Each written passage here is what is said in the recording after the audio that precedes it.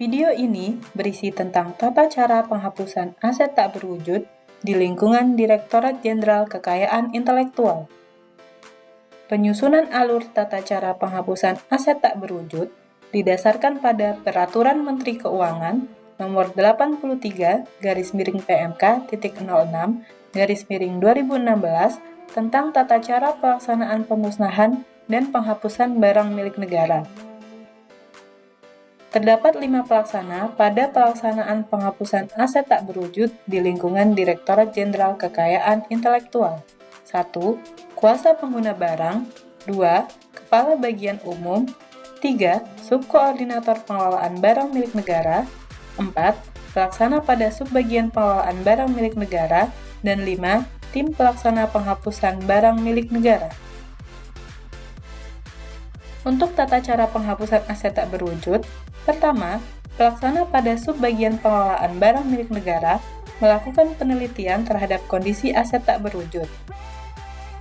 Berdasarkan hasil penelitian kondisi tersebut, tim pelaksana penghapusan barang milik negara menerbitkan berita acara penelitian dan pemeriksaan aset tak berwujud untuk kemudian dilakukan penelitian dan pemeriksaan terhadap aset tak berwujud yang akan dilakukan penghapusan, meliputi penelitian administrasi dan kondisi.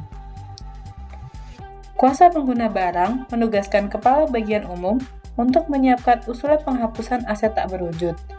Berdasarkan arahan dari kuasa pengguna barang, Kepala Bagian Umum menugaskan Subkoordinator Pengelolaan BMN untuk menyiapkan dokumen usulan penghapusan aset tak berwujud dan berita acara perubahan kondisi.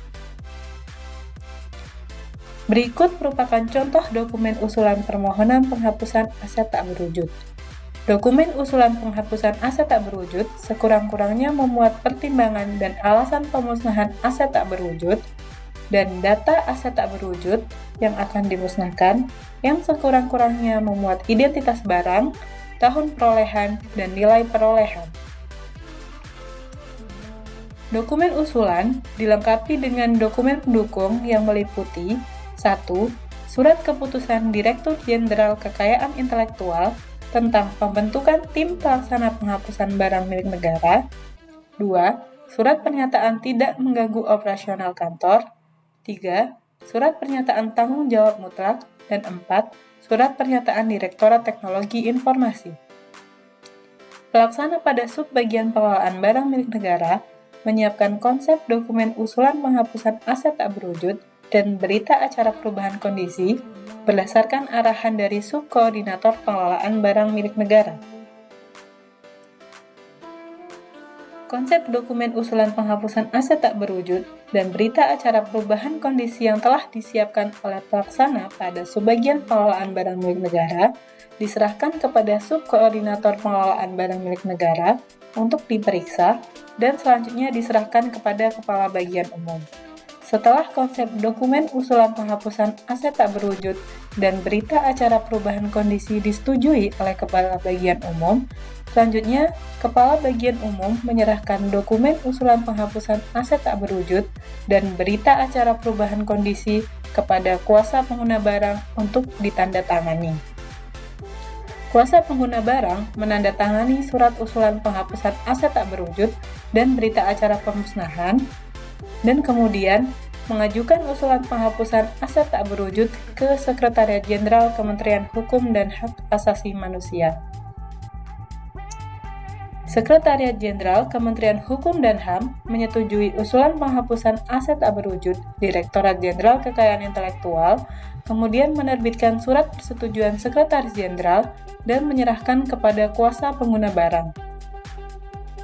Setelah memperoleh persetujuan penghapusan aset tak berwujud dari Sekretariat Jenderal Kementerian Hukum dan HAM, tim pelaksana penghapusan menyusun surat keputusan Direktur Jenderal Kekayaan Intelektual tentang penghapusan aset tak berwujud.